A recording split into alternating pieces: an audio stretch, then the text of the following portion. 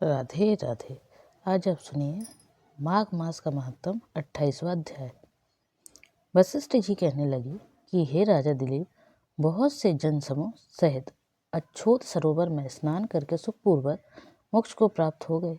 तब लोमस जी कहने लगे, संसार रूपी इस तीर से राजा को सब श्रद्धा पूर्वक देखें। यहाँ पर 33 करोड़ देवता आकर आनंद पूर्वक रहते हैं। यह अक्षय वट है जिनकी जड़ें पाताल तक गई है और मार्कंडेय ऋषि प्रलय के समय भगवान इसी अक्षय वट का आश्रय लेते हैं। यही शिव जी की प्रिय भगवती भागीरथी है जिसकी सिद्ध लोग सेवा करते हैं। यह गंगा स्वर्ग के हेतु पताका है। इसका जल पीकर मनुष्य मुक्त हो जाते हैं। हे मुनि, सभी प्राणी इस नदी को यमुना से मिली हुई पाते हैं। इसका संगम बड़े पुण्य से प्राप्त होता है।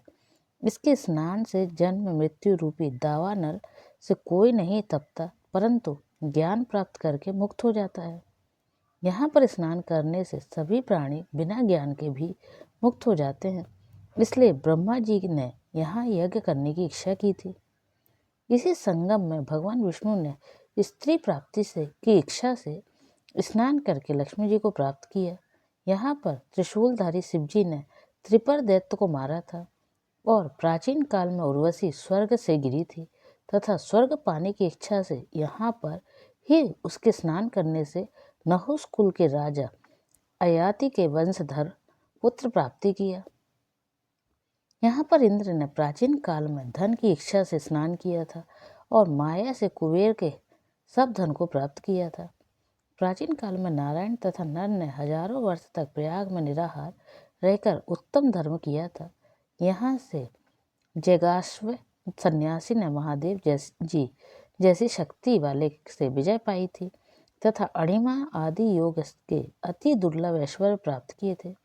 इसी क्षेत्र में तपस्या करके श्री भारद्वाज सप्त ऋषियों में सम्मिलित हुए, जिन्होंने भी यहाँ स्नान किया। सबको स्वर्ग की प्राप्ति हुई।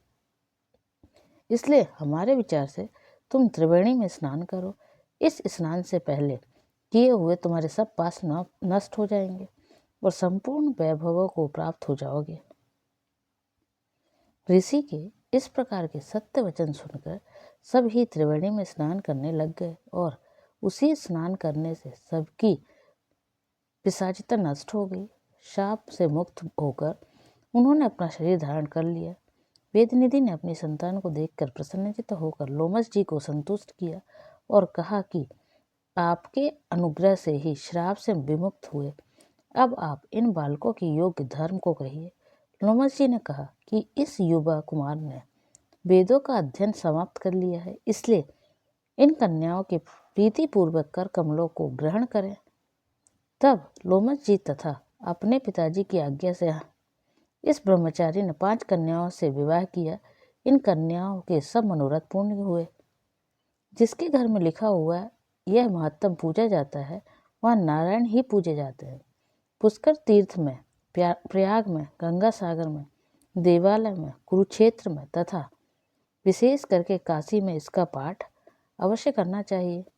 पुष्कर तीर्थ में ग्रहण के अवसर पर इसके पाठ का दुगना फल मिलता है और मरने का वैष्णव पद को प्राप्त होता है। यह था 28वां अध्याय। राधे राधे।